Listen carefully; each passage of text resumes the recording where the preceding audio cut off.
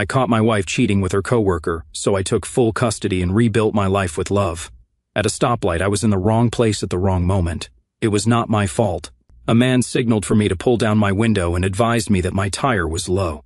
I followed his directions to a nearby Walmart parking lot. Upon inspection, I discovered a screw jammed in my tire. Determined to solve the problem, I went inside and bought a can of slime. However, removing the screw made issues worse because air easily escaped. I was able to screw it back in and went to a gas station for a refill. I lived just 15 minutes away and planned to closely monitor the tire, using the slime as needed. There was a convenience store about 5 miles from home, and I could see the tire was getting low in the driver's side mirror. When I pulled in, they didn't have enough time to test the slime. When I placed it in, some green ooze, which I guess is called slime for a reason, came out, but the hissing of escaping air stopped. I was about to get back in my car when I saw a pickup truck come in. It was one of those massive vehicles with gigantic tires. It sat so high that you'd need a ladder to enter. A tall blonde man walked out, wearing cowboy boots and a massive belt buckle. I giggled briefly, but it died around halfway through. A stunning raven-haired woman hopped down from the passenger seat. I knew exactly who it was. It was Rachel, the woman I had been married to for the last 18 years. What the hell? I was parked out to the side and they never spotted my car.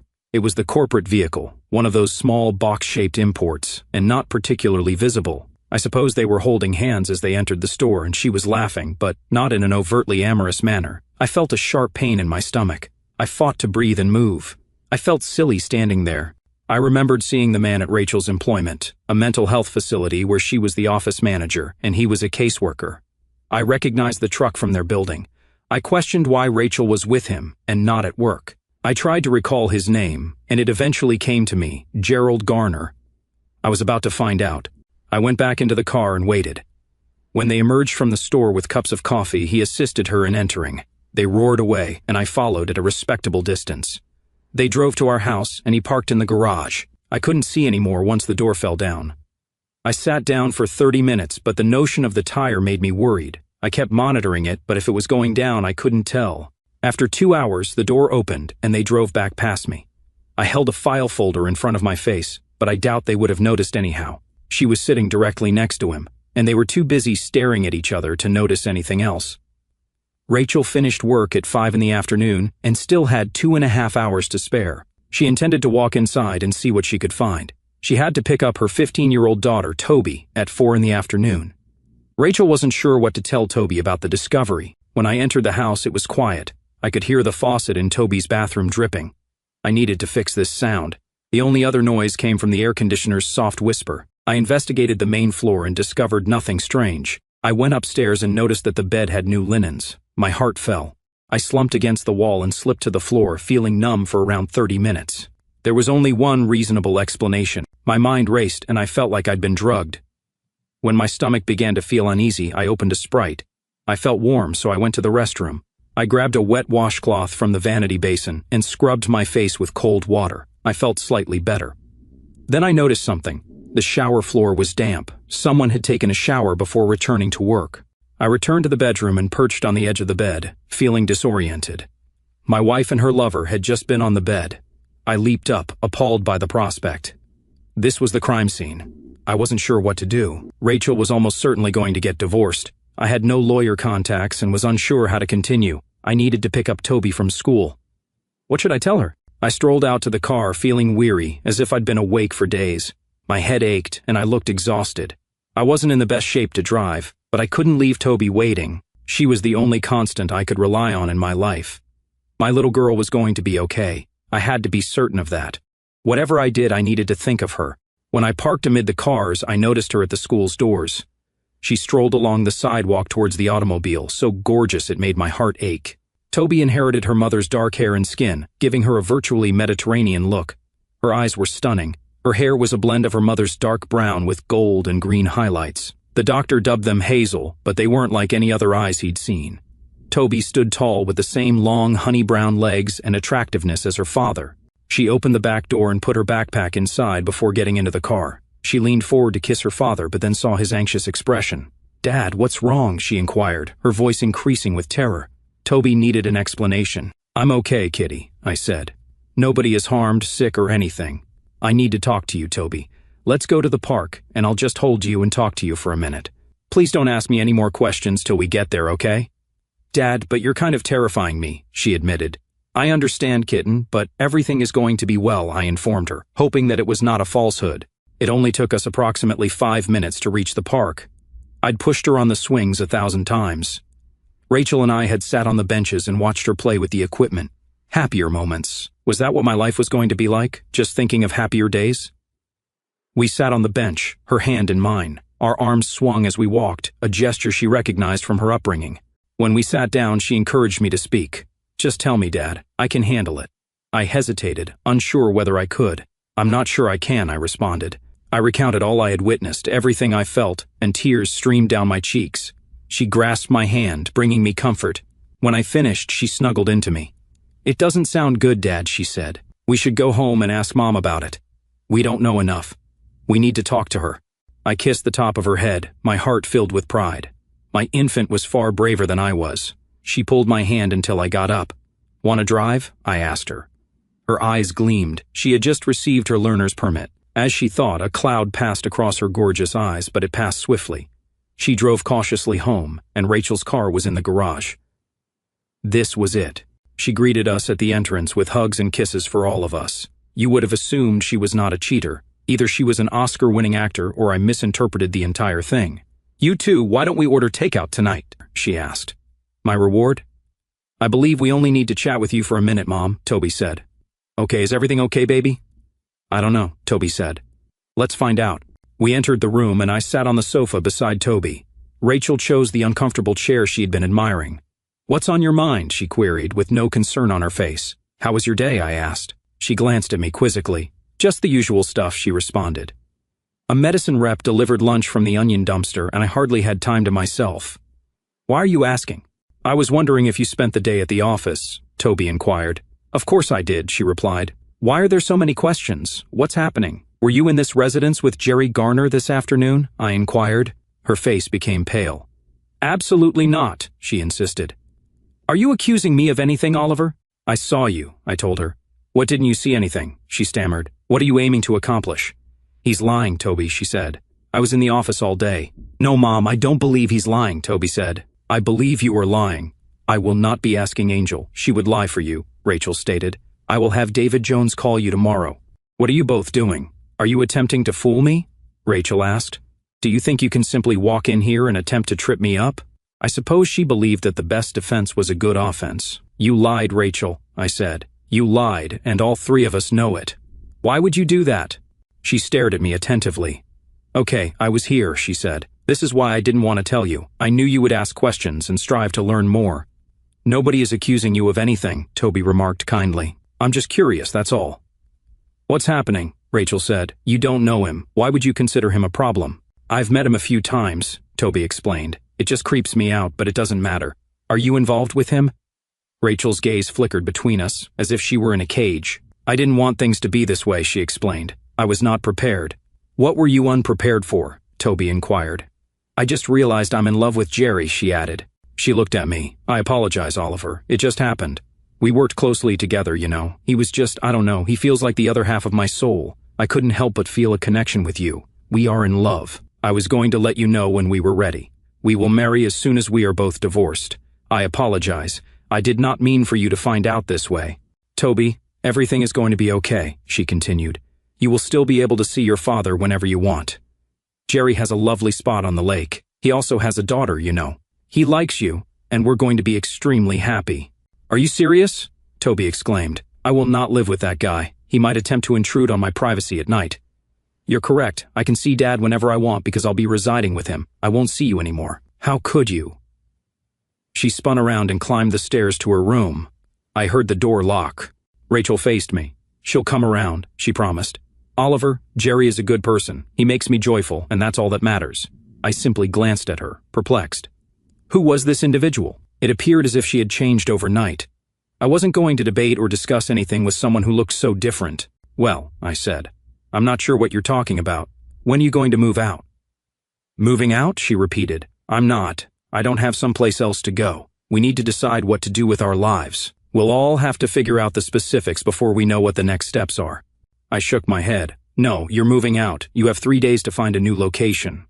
Her jaw fell. What? You can't kick me out of my own house. If anything, you should be the one to move out.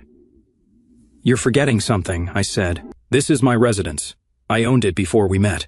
It was paid for, and I made it plain before we married that the house is not a marital asset. It's in my name, and yours is not. No, you're leaving my house. Where? She asked. Will you just chuck me out on the street? I don't really care where, I said. Perhaps you could find somewhere nearby to stay. Her eyes flooded with tears. That really hurts, Oliver, she remarked. There's no need for harsh language. I didn't mean to fall in love with Jerry. It just happened. We've just connected, and I realized I needed to be with him. I didn't mean to hurt you. Ouch, you accidentally harmed me, I said. It's similar to when you tripped while running with a stick and poked your eye. Mom had always cautioned us about that. I understand it now, so that's okay. It was an accident. There's no reason to be sarcastic, she said. Why don't you accept that we have feelings for someone else, Oliver? I don't know, I said. Maybe it's because you told me you loved me this morning and are now claiming you love someone else. I'm just a little perplexed. I care about you, Oliver, she said. I will always take care of you. I'm just deeply in love with Jerry. Okay, that explains it, I said. Rachel, you've told me every day for the last 18 years how much you care about me. I assumed that was why we got married. We cared for one another. I suppose I was mistaken. No, we cared for one another. She attempted to hold my hand. I shook her off. You have 3 days, Rachel, I said. If you don't leave in 3 days, I'll have the authorities remove you and toss your possessions out in the driveway. Thank you, Oliver, she said, now afraid. It doesn't have to be this way. We can still be friends. Jerry wants to be your friend too. We have Toby to think about. I told you I care about you, and I don't want to lose you as a friend. We've been together too long for you to toss it away. I just stared at her for a minute. I could feel all of the pain and loss draining away, replaced by a rush of great frustration. Rachel, you must be out of your mind, I said. I'm friends with you, with that person? I'm inclined to disagree. You should inform that person that if they encounter me, it should be brief, just before they quickly leave. I don't want to be around you, Rachel. You have 3 days, then I don't want to visit your company again. I'll consult with a lawyer in the morning, and you'll have your separation as soon as possible. I turned and headed to the bedroom, leaving her standing there making noises. They were only noises to me. She followed me, chatting about friends as I carried her items into the other bedroom. The closet was full of her clothing, and I carefully brought an armful to the spare bedroom and hung them up. She continued to follow me, talking on as she attempted to put up the clothing. I took advantage of the moment and left the room, locking the door behind me. I heard her footsteps in the corridor, but she couldn't enter. A few minutes later, Toby texted me, "Are you okay, Dad?" I replied, "Yes, kitten, you?" She responded, "No, but I'll be fine. Love you." I sent a text, "If you need anything, please text me." "Take me to school in the morning?" she asked. I don't want to be in the car with her. "Okay," I replied. I climbed into bed and slept there for hours, trying to figure out what I needed to do. I must have drifted off about 3 in the morning, and then my phone alarm went off. I got up, took a shower, and contacted my boss. I informed him that I was getting a divorce and needed a few days off. He advised me to take as long as I needed, and made all the right sounds about how sorry he was. I made coffee, drank a cup, then prepared breakfast for myself and Toby. She arrived on time, looking as stunning as always. Toby soon completed her dinner. Rachel joined us and had some coffee. We didn't engage with her. It was time for Toby's school, and Rachel questioned if she was prepared. Toby questioned me, "Ready, Dad?" Jingling the keys, she grabbed her backpack. "All right, act like kids if it makes you happy," Rachel said, walking away. She grabbed her handbag, flashed a peek back, and went. I took Toby to school, watching her kiss me farewell before entering. I thought of my friend Dan, recently divorced, and contemplated calling him to ask about his attorney. He didn't propose his lawyer. Instead, he told me I should employ his wife's lawyer. I noted the name and located the phone number. When I called, a woman answered and placed me on hold. After I expressed my desire, she agreed to meet me that afternoon, so I proceeded as usual. Our assets were restricted, so there wasn't much I could do about that. I could, however, stop her from racking up credit card debts, so I called and reduced the card limit to $1,500. This would also influence my spending, but I refused to fund her scheme. My appointment with Elizabeth Baxter did not begin well. She made some inaccurate assumptions which needed to be corrected before we could move forward. She assumed I was leaving Rachel for someone fresh. "You are mistaken," I explained. "Rachel is having an affair with a married coworker. They intend to divorce and marry one another." Elizabeth apologized. "I will not represent anyone participating in conduct that doesn't sit well with me," she said. "I understand," I responded. "Our kid is involved, and I'd like to minimize the impact on her. Is it possible for me to get custody of her?" "It's conceivable," she explained. "In theory, either parent is equally likely to acquire custody. In practice, dads are rarely granted custody, particularly of female children. How old is she, and will she want to stay with you? She stated she did, and she is 15, I said. That will weigh heavily in the court's decision, she stated. Children above the age of 14 in this state have the right to choose. Younger children's wishes are always considered. If she was really young, you wouldn't stand a chance of owning the principal residence, and the fact that a 15-year-old wants to live with you should be a key consideration in the custody agreement. This should not be an issue, simply do your best. I drove home and thought about my alternatives. I needed a solution that was legal. Going to jail would mean losing Toby, something I couldn't risk. What options were accessible when dealing with arson? It's critical to keep your own house from catching fire. This scenario demanded considerable consideration and approach. I believed his wife was as naive as I was, so the first step would be to inform her. I needed to create a list. I was going to tell her family that Rachel's mother and father adored me, and they certainly loved Toby, so informing them was at the top of the list. But I wasn't sure how to approach it. Making sure all of our friends knew was also a significant priority, and I felt I could create enough of a social media storm to keep their lives exciting. That was the first item on my agenda. She controlled the family's Facebook account. On occasion, using Messenger, she went online and saw that Jerry's wife had done the same. She took some pictures and announced on Rachel's site that they were getting divorced, noting Jerry's new soulmate and posting a photo of him. She updated her password and logged out, feeling happy. She wondered how long it would take Rachel's friends and family to overwhelm her with Facebook messages. She hoped the other woman understood the message. She didn't know Rachel directly. She believed that if she were in the same situation, she would rather know the truth than be ignorant. I contacted my mother, and the discussion was difficult, but she promised me that she and my father would be there for me. I decided to let Rachel notify her parents because I did not want to cause any problems between them. Rachel called later, furious and angry. "You're a jerk," her initial statement delighted me. "You couldn't simply ignore it. I know you blocked me on Facebook. You should remove that post. My friends and family do not know the reality. They are all calling me, confused. My folks are worried. I'm telling you, Oliver, take down that post." "No, you're not my boss," I answered. "What are you doing? Acting like a child," she countered. "Take it down, Oliver, I'm telling you." "Why?" I inquired. "You should be happy. This allows everyone to learn about your relationship with your partner." "Are you ashamed that people know the truth about your conduct, Rachel?" She paused, perhaps understanding the paradox in her words. "Oliver, please take that down," she said. "It was not intended to be like this. You lost your capacity to choose what it would be like the moment you cheated," I told her. "Whatever right to evaluate any claim you had to my respect or even courtesy had gone up in smoke, Rachel. I told you that you're the enemy now. Get used to it." I ended the call. My phone buzzed again instantly, but I ignored it. It was time to pick up Toby. I told Toby about the conclusion of my conversation with Elizabeth Baxter, and while she was relieved that she would almost certainly be with me, she was not happy in general. "What's wrong with her father?" she asked. "I know you adore her, but she's always been a touch weird. I never felt like she was an adult, not like you anyway. It's always seemed like you had two children, her and me." "Did you ever notice?" "Not like that," I said. "Now that you mention it, she's always been a little impulsive, but I never imagined she would do something like this." "Well, we'll just have to make the best of it," she explained. "Dad, I never want to be in the same house as that person without you present. I don't care what you need to do, make sure this doesn't happen, okay?" "I'll do my best," I agreed. We picked up pizza on the way home, and I was just finishing my second slice when my phone rang. It was Bob, Rachel's father. I was not looking forward to this. I told Toby who it was, and she instructed me to put it on speaker. He got right to the point. "Oliver, I'm not sure what occurred, but Rachel came here last night and asked if she could remain. Do you understand why she did that?" "Have you asked her?" I inquired. "She claimed you kicked her out," he said. "Actually, I did, but has she told you why?" "No, she stated she would explain later, but she wasn't prepared," he said. "Shouldn't we wait until she explains?" "Can't you just tell me?" he inquired. "Rachel has been having an affair with her coworker, Jerry Garner," I explained. "He intends to divorce his wife, and she was preparing to divorce me, and they are involved with each other." "That's unbelievable, Oliver," he said. "How do you know that?" "I saw them together yesterday," I said. "Furthermore, she informed me personally." "Are you sure you didn't misunderstand?" he asked. Toby addressed her grandfather. "Hello, Grandpa. I've been listening. Dad has put you on speaker. There's no confusion. I was present when she told him. I apologize, Grandpa. I love you." When he spoke again, I could hear her sobbing. His voice cracked. "Don't cry, love bug. Please, just be strong, okay?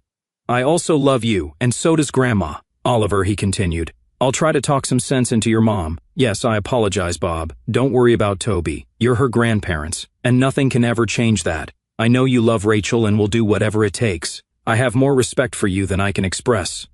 I hope you don't hate me when this is over. That will never happen, he said. I'll find out what's happening. Call me if you require anything. It came out better than expected. Life has its ups and downs, and you try your best to manage them. Many people have had first-hand experience with the divorce process. It was a long, tough voyage that never improved. Rachel appeared to be delusional. She believed she would gain custody of Toby. That did not happen. Miss Baxter lived up to her reputation. Toby expressed a desire to live with me, so I acquired full custody. After hearing Toby in private, the judge allowed Rachel full visitation, but none that would have Toby alone with her and Jerry Garner. The issue was eventually rectified. His wife divorced him, although the soulmate part seems to have been overstated. After learning of their affair, he promptly moved on to someone else. The lofty plans they had devised vanished like mist in the sunlight. The divorce was finalized after 7 months. Rachel changed her mind and wanted counseling during their second court appearance. Despite both parties' protests, the judge issued the order. They were intended to have 8 to 10 sessions. We had a strange older counselor. In the first session, we discussed our objectives. Rachel's was more complicated, with a focus on my understanding that her happiness was the primary goal of her existence and that she had no bad intentions, only happiness. Mine was straightforward. What are your goals for these sessions, Mr. Berryman? He asked. My goal is to get them over with, I responded. Our counselor seemed disappointed. Mr. Berryman, are you honestly uninterested in dealing with the issues that have contributed to your marriage's current state? I'm sorry, Mr. Rodman, but it wasn't my issues that got my marriage to this point, and I have no desire to work on them, I said. I'm comfortable with my problems and intend to die with them. Rachel was as astonished as Mr. Guru. She did not hesitate to join in. Oliver, how can we get back to where we were if you're not even prepared to address it? I don't care about going back where we were or resolving issues, I responded. I'm here due to a court order. I'll do what's necessary to carry out that order, and then we'll return to court for the divorce. That's my plan. Mr. Pathguide explained, you should be aware that if I report to the judge that you refuse to cooperate, you may be put in contempt. I'm not aware of that, I said. Do you mean if you return to the judge and lie? The sessions are being recorded. I'm sure my attorney would be delighted to subpoena the tapes and expose your perjury. I'm here. I'll do whatever you say. You asked about my aims. I told you what they were. See, I'm complying. He blushed. I'm sure the judge expected you to try to resolve the issues between you, he claimed. I was not responsible for the judge's expectations, I told him. I'm only accountable for my own. He tried to make things difficult. He assigned me homework that included spending significant time with Rachel, who worked hard to wear me down. Oliver, what will it take for you to drop the divorce and resolve this? She asked.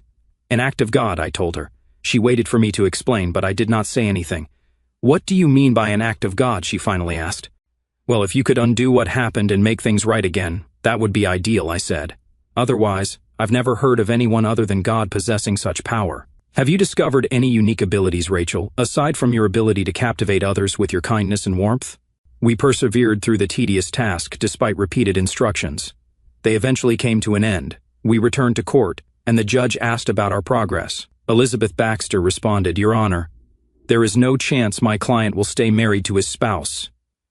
We seek that the divorce be granted as soon as feasible. My client and his daughter have been tortured by this procedure for too long. The judge agreed, and the decree arrived 10 days later via mail. Toby frequently visited her grandparents, spending time with them. Rachel occasionally scheduled activities with Toby, but they were never consistent. Toby spent time with her pals, and Sabrina, a petite blonde girl, was at the top of her list. Sabrina seemed to live alongside them and was as sweet as honey. Toby and Sabrina involved me in their activities during summer break. They enjoyed water skiing and would frequently spend Saturdays at neighboring lakes. They owned a boat and an RV. On Monday, they requested to spend the weekend at the lake with a free schedule. It was an agreeable plan. Toby and Sabrina prepared and packed for Thursday. On a Friday afternoon, a red Jeep Cherokee arrived in our driveway. Sabrina exited the van, followed by another woman who looked almost identical to her. Toby embraced her with a loving hug. Dad, this is Julie, Sabrina's mother, Toby introduced. Julie shook my hand and said, Oliver, nice to meet you. The girls told me about you. Thank you for inviting me to join you this weekend. She smiled playfully, and I realized where Sabrina got her appeal. I looked across to Toby, who gave me a harsh look. My legs felt weak, and I knew I had to surrender. My weakness deepened when I looked at Sabrina, and she raised an eyebrow. It's going to be a blast, I reassured Julie while regaining my composure. We always have a wonderful time. She was not oblivious. She looked between me and the girls, then back at me. Oh my goodness, she said. Didn't you know, girls? She didn't have time to say more. She was overwhelmed in a flood of hugs, kisses, and entreaties. Mom, don't worry about it, Sabrina said. We're going to have so much fun. It's okay, Julie, Toby continued. Dad will love you as much as I do, and he's a great guy. Look how we just got along. She untangled herself and gazed at them. You go sit on the porch and I'll talk to Oliver, she said. They showed some reluctance and she replied, now. They took her seriously and left. I'm so sorry, Oliver. I had no idea, she replied. I'm going to take Sabrina and leave. She's going to be grounded for a month. God, this is embarrassing. She appeared so small and humiliated that I came forward and made a consoling gesture. She stiffened at first and then relaxed. Yes, this is embarrassing, I said. They are quite naughty, but you and I both know there's no danger in them. Let's just focus on it. She grinned up at me. God, she was adorable. No, I'm not married, she replied. Do you believe that's what this is about? I'm almost certain, I said. Here's the deal. You've packed, you finished your weekend. It will be beautiful at the lake. I'm not a bad guy. You're aware of this since you've spent time with Toby. Let's play along. It will be enjoyable. We might change them a little. What say you? She took a step back, looked over at the girls' expectant expressions and replied, yes, let's go. I gave them a thumbs up and they jumped to their feet, racing over to join us. I heard Toby let out an ecstatic yell. I stopped them and took one under each arm.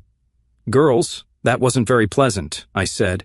Sabrina looked up at me and cackled in her best Skeletor voice. I'm not kind. That pulled us all apart, and we couldn't continue on. They were simply too cute and innocent. We understand what you're attempting to do, I informed them. Stop, I mean it. You can't simply go around trying to organize other people's lives. Yes, but I adored Julie, and I didn't know how to get you to meet her, Toby protested. Well, you could have simply told me, I said. She seemed a little forlorn. It's fine, kitten. Please don't do that again, I said. She quickly brightened up. Sabrina tugged at my arm. Let's go. I cannot wait. This is going to be awesome, Oliver. You'll see. Julie laughed. I assumed that's supposed to be the pinnacle of cool, Oliver. She's correct, though. We're wasting daylight. We picked up 2 suitcases from her Jeep and entered with the boat attached. We stopped for propane and then continued our trek. It took about 30 minutes to get to the lake, and Julie sat in front of me. The females began playing some not-so-great music via their Bluetooth connections, and we got to know each other. Julie established her own insurance company and offered financial planning services. I observed her while she spoke with someone. She was quite gorgeous. I expected Sabrina to look like her when she grew up. To my astonishment, Julie was only 3 years younger than myself. She appeared considerably younger than she was.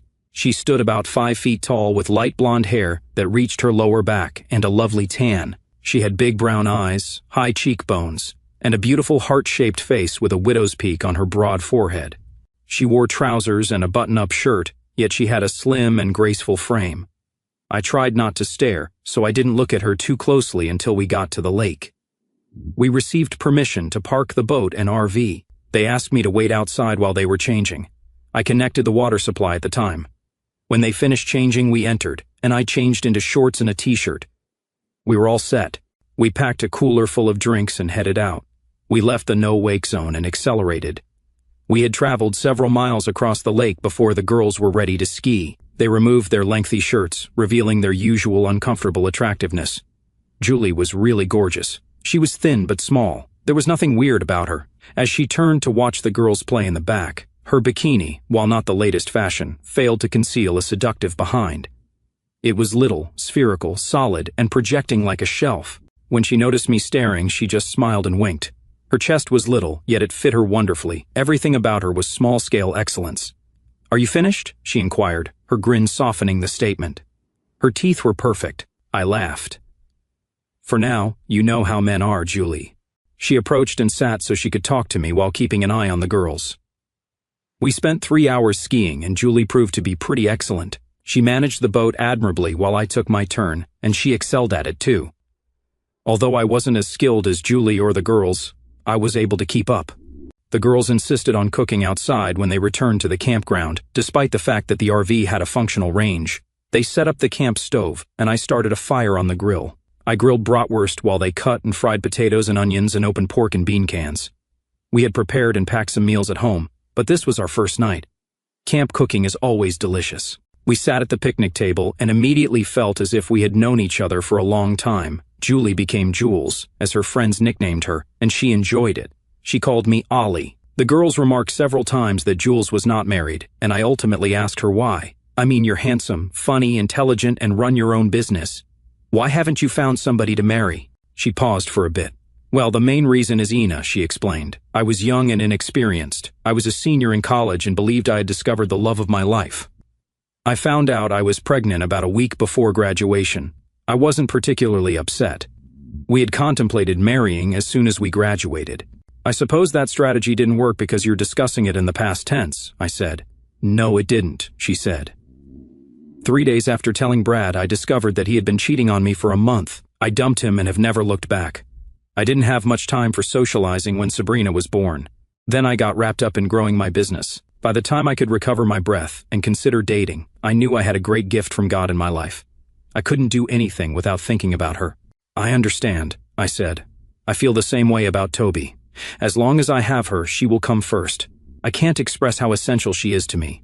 She's all that has kept me sane over the last 18 months. She gently touched my arm. I understand, she replied. She confides in Sabrina and myself. I apologize, Ollie. Life is not always easy. We both agreed. We looked up and saw 2 pairs of warm, friendly eyes gazing at us. They were having a calm talk. We sat in foldable chairs under the awning's canopy. I care about your daughter, I shared with all of her time spent with us. She feels like a member of our family. She feels the same way, she said. She told me that you're like the father she never had. Her eyes welled up with emotion, and a single tear slipped down her cheek. I brushed it off with the back of my finger. She's a wonderful girl, I said. I believe her mother is a really special lady to have nurtured a girl like that. She's a pretty brave person to do that by herself. She stood up, kissed my cheek, and proceeded to join the other girls. We had a lovely weekend, and as she was leaving our house, I strolled over and tapped on her window. Jules, would you like to go out with me next Friday? I asked. Sabrina shouted in delight and grinned her flashing smile. What time? Julie asked. We'll have dinner and then do something, okay? Can Toby stay at Sabrina's while we're gone? That sounds great, she said. Of course. She kissed my cheek, and they were gone. Toby met me at the entrance. Have you asked her out? Did you provide a friendly greeting? I hugged her and patted her shoulder. Yes, I did, and that's none of your concern, she giggled, recalling Sabrina's laughing. I knew it. She's ideal for you, Dad. I adore her so much, and Sabrina is like my sister. I nodded. Things happen when they're supposed to. You cannot rush it. Stop trying to organize everything. Toby nestled her cheek against my chest. I understand, Dad. I only want you to be happy, and I appreciate being the one lady you regard as a daughter. I smiled. You will always hold a particular place in my heart. You're my tiny one, and that will not change. She sighed and cuddled me briefly before scurrying off to do her own thing. The first play date went nicely. I took her to play racquetball. She was new to the game, but she had previously played with balls, so the concept of striking them was familiar. She performed admirably once she became accustomed to the rules and hitting the walls. Being a natural athlete certainly helped. She was lightning fast and could change directions far quicker than I could. Being little served her well in this situation. We were having a break at a table outside the courts after finishing our drinks and relaxing. She took up the phone. Let's take a photo of the children, she said. We posed with our rackets and goggles, and she took the photograph. They answered swiftly, and we caught a special moment. We both went to wash our hands, and I took her out to supper. We ate delicious Italian food and drank too much wine. Jules sat next to me in the booth. We leaned back and spoke gently, enjoying the easygoing atmosphere. It felt good to wrap my arm around her, so I did. She moved closer to me and smiled up at me. I reflected on how adorable she was and understood that her cuteness would remain constant as she grew older. This was something that wouldn't alter with time. She leaned over to me as we arrived at her house, her eyes finding mine hopefully. I sensed her longing for a kiss, so I obliged. The kiss was lengthy and lovely, her lips soft and inviting, tasting of wine and cherry chapstick. As we pulled away, I pointed out the moving drapes. I think we have an audience, I said. She giggled, her laughter reminiscent of her daughter, or perhaps her daughter's laughter resembled hers. I'm not surprised. They're trying to set us up, right? I inquired. She blushed. No, I don't mind. I like everything I know about you, Ollie. Me too, I responded. We should probably get inside before they pull the drapes. We met every Friday for 4 months. Our connection became stronger each time. I wanted to take our relationship to the next level, but didn't want to rush her. Some of our meetings became fairly warm, but not too heated. I liked having Jules as both a friend and a girlfriend. We constantly chatted on the phone, exchanging hilarious moments or brief notes many times a day. Whenever I came across something hilarious or fascinating, I knew Jules would love it, so I shared it with her. We grew very close, learning everything about each other's lives. We began having dinner together every Tuesday, and we would spend time playing games and hanging around. I grew quite fond of Sabrina, almost as much as her mother. They shared many similarities, and if you knew one, you knew the other. There were certain contrasts, but they both had their own distinctive appeal. The differences simply served to accentuate their similarities. Life was lovely, but Rachel's presence was a continual irritant. She was still involved in Toby's life, which meant she was in mine too. I wanted nothing to do with her, and her presence always disturbed me. She always tried to talk to me whenever she picked up Toby or dropped her off at my apartment. Rachel lived with her grandparents and had lost her job at the clinic, much like Jerry. She found new employment at a private clinic across town. Whenever she angered me too much, I'd bring up Jerry to dampen her attempts at conversation. "How long will it take for you to forgive me?" she asked one day. "Forgive you for what?" I asked. "As far as I know, you don't believe you did anything wrong."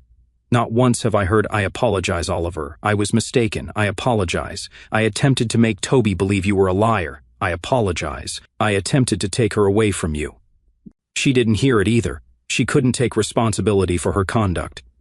For offering her was uncertain at peace. I didn't forget but wouldn't dwell on bitterness. People can make blunders. Divorce, breakups, and breaking friendships happen. People can act horribly daily in the heat of the moment. I wanted to punish the cheaters, but swiftly moved past it. Their punishment was living with their actions. I chose to live my best life, leaving the past behind. Rachel was discontent, and I ardently wished any catastrophe in the world upon poor old Jerry, but it wouldn't be via me. Let fate or the cosmos handle them. She was even more disgruntled when she found out I was dating Jules. After putting Toby off with her grandparents for the night, Rachel approached me beside the car. "I heard you're dating one of Toby's friends' mothers," she said. I merely gazed at her. "Is it true?" she inquired. "That's my personal matter," I responded. "The hell it is," she responded. "I'm your spouse. I have the right to know." "You have limited rights," I told her. "You aren't my wife anymore. You found your soulmate, and it wasn't me, remember?" Then this thing called a divorce happened. My business is no longer yours, and yours is none of mine. Please, Rachel, don't stick your nose in mine again. I left the conversation feeling upset. Rachel just wouldn't let it go. I informed Toby about the problem, and she was just as frustrated as I was. From then on, we arranged for Bob and Cindy, Toby's grandparents, to pick her up at our house instead of having Rachel do it. This modification helped decrease a substantial amount of stress in my life. On our 7-month anniversary of the lake excursion, I took Jules out. We dined at a great restaurant, and afterward, we went to a club. She typically stuck to beer or a single drink, but that night I raised an eyebrow when she ordered the second. She chuckled. "I'm wild and crazy tonight." "You're perfect, just as always," I said.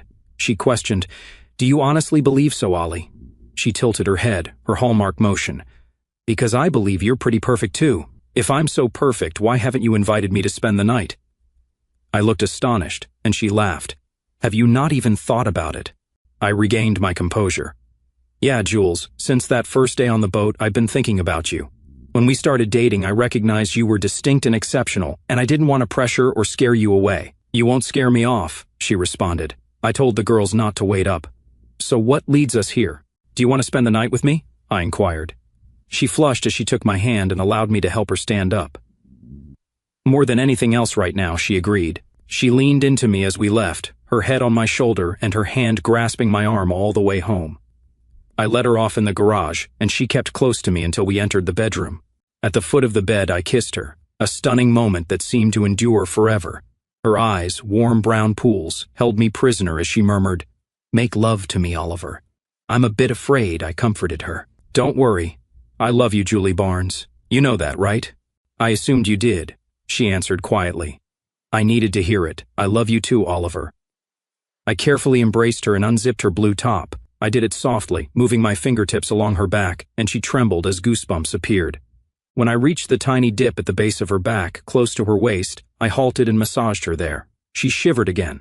Her skin felt silky, like satin, and I slipped the shirt from her shoulders, permitting it to glide down her body past her chest and hips. She wasn't wearing a bra, and it wasn't required. Her form wasn't too endowed, but it was well proportioned and complemented her body. Excessive size would have appeared weird on her. They seemed larger than they actually were due to her stature and the way they stood erect and confident. Her soaring legs were already tense, tiny, gorgeous brown spheres on little brown spots. She had a golden tanned complexion all over, and I could sense she tanned without any top. I turned her around and sat on the bed, holding her at arm's length so I could look at her. I had been right. She was perfection in miniature. She had on little blue panties, and she was an exquisite doll. I pulled her to me and placed my cheek into the firmness of her tummy, cupping her lovely rear in my hands. God, that was a thrill I'd been dreaming about. It was spherical, strong, and smooth. As I ran my hands into her underwear, she giggled and flexed it under my palms, soft and tender under my touch. I stood and proceeded to remove my garments, slowly unbuttoning my shirt. Once I was down to my underwear, I lifted her effortlessly, as if she were weightless, carrying her beside the bed. I laid her on the mattress gently. We then embraced each other, sharing a sensitive and passionate moment. I slowly touched her, feeling the soft curls and warmth, prompting her to gasp. I removed her panties, appreciating her bare figure in the bed. She appeared like a beautiful angel with her light hair framing her face. I wanted to investigate more, but she stopped me. Later, Oliver. I'm ready and eager. It's been so long for me. There was no objection from me. I took off my briefs and she gasped, gripping my firmness in her hands. Go slow, baby. I've never experienced anything like this. I carefully positioned myself over her, being sure not to injure her. How many relationships have you been in? I asked softly in her ear. 3, she replied. Never anything like this. I approached, feeling the warmth and moisture, and got closer to her. She was pretty slick, and I touched her with the tip of my finger. She gasped and strained. Wait, she whispered gently. I stopped, giving her time to rest. I changed my position, and she grew more at ease with each passing moment. I went forward softly, pressing deeper, and she tensed again. It took about 5 minutes for our bodies to properly connect, and another 5 for her to become acclimated to the gentle movements. Wow, Ollie, I feel full, she exclaimed. You have a lengthy finger. I smiled inwardly. I knew I was no expert, yet this small little item was proportionally proportioned everywhere. She was really tight, and had she not been very well prepared, it would have been difficult. We moved together, and she made a tiny, husky sound with every movement. We increased our speed, and she became louder. Her whole body went into action, and I found myself in an unbelievable experience. She was so active, so athletic, and she poured everything she had into expressing love, just like she did everything else in life. I knew I wasn't going to last long in this incredible experience, and that was a good thing. It was thrilling. Just as I couldn't sustain it any longer, I felt the tension in her body build to a climax, then fade. She let out a little sigh and curved her back, expressing her enthusiasm as we achieved our peak together, putting our energy into the moment. We danced and bonded, finally winding down and finding our slumber. I bent over her, using my forearms for support, and we enjoyed a poignant moment, exchanging our affection. The entire time, she continued to have contractions around me, generating a sense of intimacy even when our thrill had faded. We fell asleep in each other's arms and twice during the night had a loving embrace, once when I initiated it and once when she did. I woke the next morning, lying on my back with a smile on my face, her hair covering us and her cheek pillowed in the hollow of my shoulder. She opened her eyes and stared at me. I belong here, Ollie, she said. I just watched her, playing lazily with her hair until she nestled in and murmured, I belong here, Ollie. I know, I said. Would you like to wake up here every morning? She brought her little left hand up between our faces and wiggled her fingers. I know, she said. Something seems to be missing. Hold that thought, I said. I started to get out of bed. I'll hold the thought, she said, but I can't hold something else. I need to use the restroom so urgently. I grinned and gave her a light-hearted pat on the back. Go, then meet me back here. She raced off, and I went downstairs to my office, stopping to use the restroom myself. I got everything I needed from my safe and returned to the bedroom. She was tucked under the covers when I arrived back. I climbed in and grasped her left hand. I gazed into her eyes and saw only love. Julie, will you marry me? I gently slid the ring onto her finger. It was a bit too huge, and we'd need to resize it later, but for now, everything was great. She held up the ring and examined it. It's beautiful, she said. It looks old. Where did you obtain it? When did you obtain it? Remember I told you I was going to an auction? I replied. It was approximately a month ago. Yes, I remember. They were auctioning off an estate, right? Yep, I said. What I didn't tell you was I spotted this ring in the catalog, and I went with the idea of buying it. It was manufactured in England, circa 1810, for the Duchess of Avon. It has a long history. Do you like it? I adore it, she remarked. It's the most stunning ring I've ever seen. Are you going to answer my question? I asked. What? Yes, Oliver, yes, I'll marry you. My God, yes. I giggled and hugged my fiancée. We need to notify the girls, she said. Thank you for listening to today's story.